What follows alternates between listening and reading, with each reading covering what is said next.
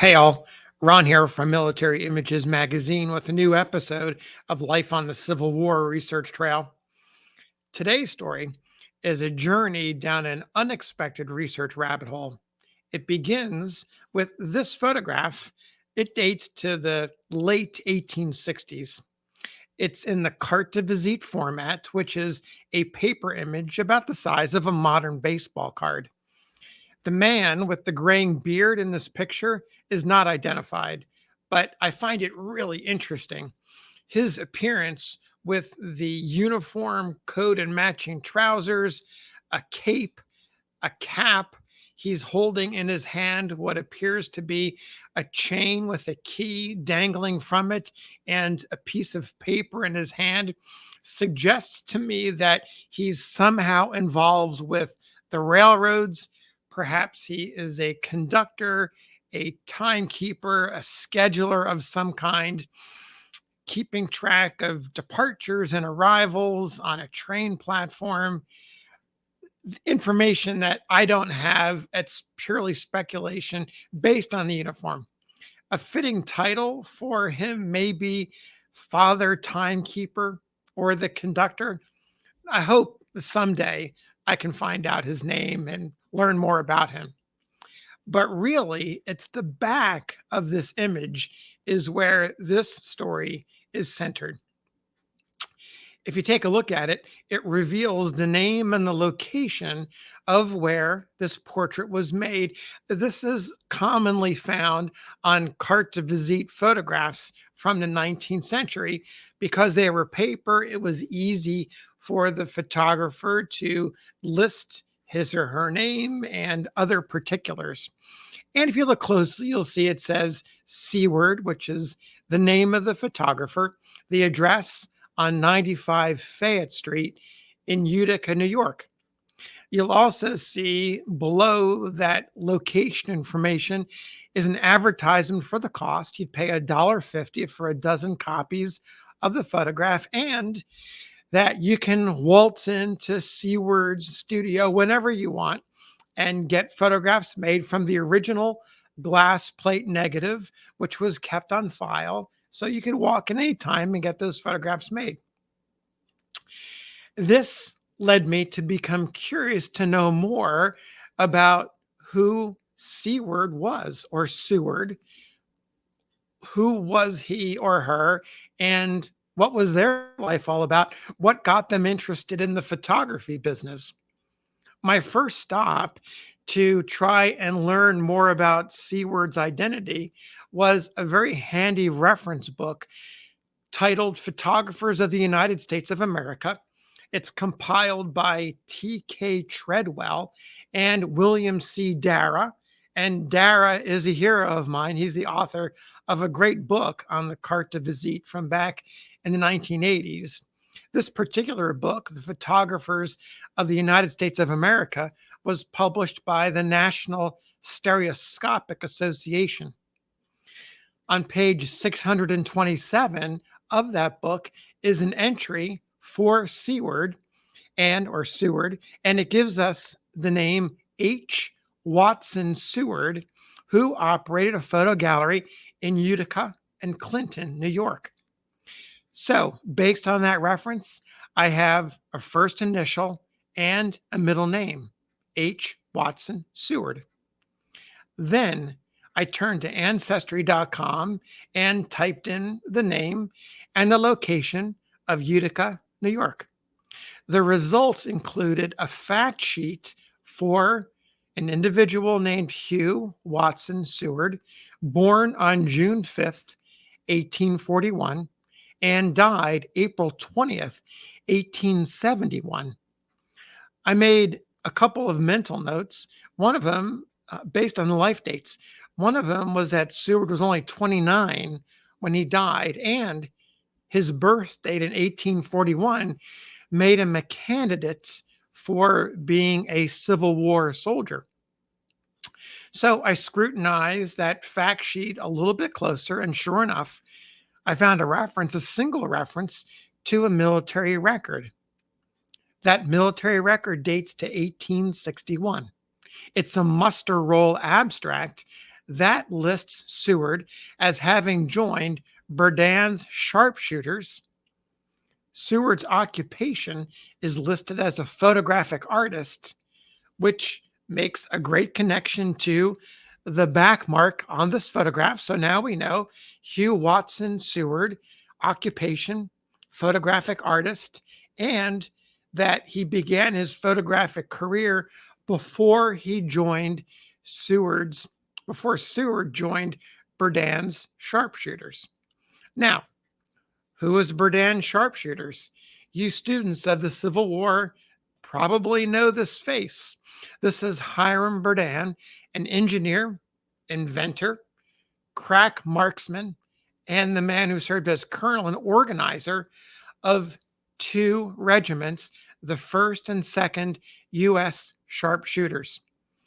The men of these regiments wore distinctive green uniforms, and they fought in numerous battles and other operations during the war. So now, I was even more curious to know about Seward, his war service, and the circumstances behind that early death. To get there, I turned to the American Civil War database, which is popularly known by researchers as HDS, which is an acronym for Historical Data Systems. That's the company that manages and maintains the American Civil War database. It was easy enough to find the entry for Hugh Watson Seward. His story, I found out, is truly a tragedy. According to notes collected by a man named Roger Norland and listed on Seward's entry, it explains that Seward moved to Minnesota in 1857 when he was about 16 or 17 years old. Now, in my research experience, it's fairly common for young men to head west during that time, and Minnesota was a popular destination, as was many other frontier locations. We're in the middle of a westward expansion. Chicago is growing. Minnesota, Wisconsin, Iowa, all of those states that we now think of as the Midwest and the upper Midwest were growing. If you look at the 1860 census for Minnesota, you'll find Hugh Watson Seward living in Carver, Minnesota, in the household of a 43-year-old woman named Phoebe T. Watson. She's listed as a farmer, and there's young Seward as a farm laborer. Now, the connection between Phoebe's last name and young Seward's middle name suggests some family connection. Supporting this idea is that Phoebe is listed as being born in New York, at least that's on the census record, and that connects to young Seward's birthplace.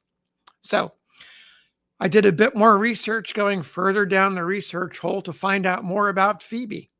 Turns out her name is Phoebe Trowbridge Williams Watson. Her sister was Sarah Dana Williams. That was young Seward's mother. So Phoebe is young Seward's aunt. Easy to understand that a restless teenager, Hugh Watson Seward moves out to Minnesota to live with his aunt, looking for maybe adventure and who knows what. Phoebe, as it turns out, had married a Scottish immigrant named Matthew Leach Watson. He died in 1845. Matthew, the late Matthew, his father was named Hugh Watson. So now we have the pieces of the puzzle coming together. Hugh Watson Seward is named for his Aunt Phoebe's father-in-law. Now let's get back to the HDS record and the research done by Roger Norland. He notes that young Hugh Watson Seward aspired to be a musician. That may have been the case, but I didn't find any record of him being a musician.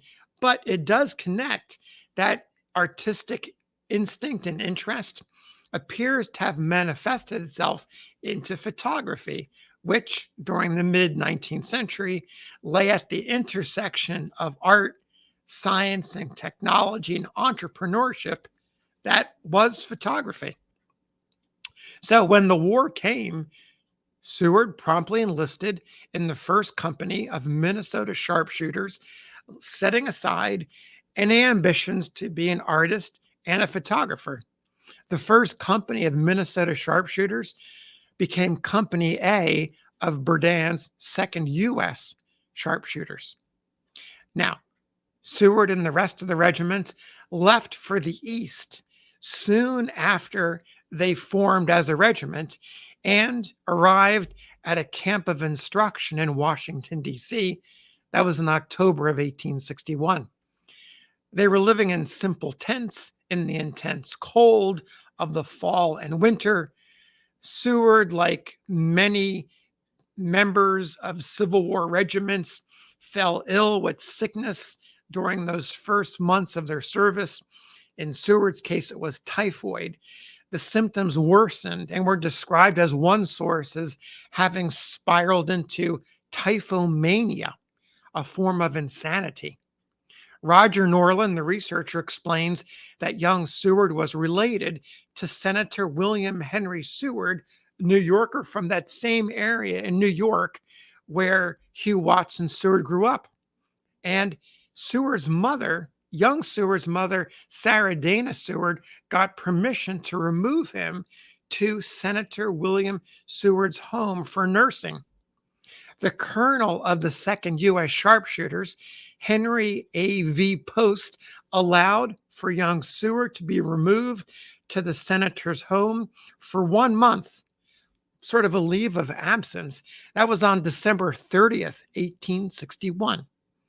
Both young Seward's mother and a cousin named Adeline McLean nursed him in the senator's home. They then took him to Utica in January of 1862 after that month leave of absence expired. Young Seward's case did not improve, and he was given an honorable discharge. That occurred on February 11th of 1862. In Utica, young Seward was confined in a lunatic asylum, which is vernacular for an institution for individuals suffering mental illness. Doctors treated this particular form of madness, this typhomania, for some months. At some point in 1862, he left the asylum reportedly before his mental health was fully restored. He remained in Utica, did not return to the Army. Instead, he opened the photo gallery. In 1864, he married Emily Adelaide King, and through the rest of 1860s, Seward and Emily started a family that grew to include 3 daughters and 2 sons. By all accounts, the typhomania, whatever madness that gripped young Seward early in the war, subsided, appeared to have disappeared. Then, in literally the snap of a finger, a tragic occurrence prompted a relapse. On September 23rd, 1870, Seward's 3-year-old daughter, Amy Adele Seward, died, likely of some childhood disease. She was, it was reported, his favorite child. As the months passed after her death, Seward's grief intensified.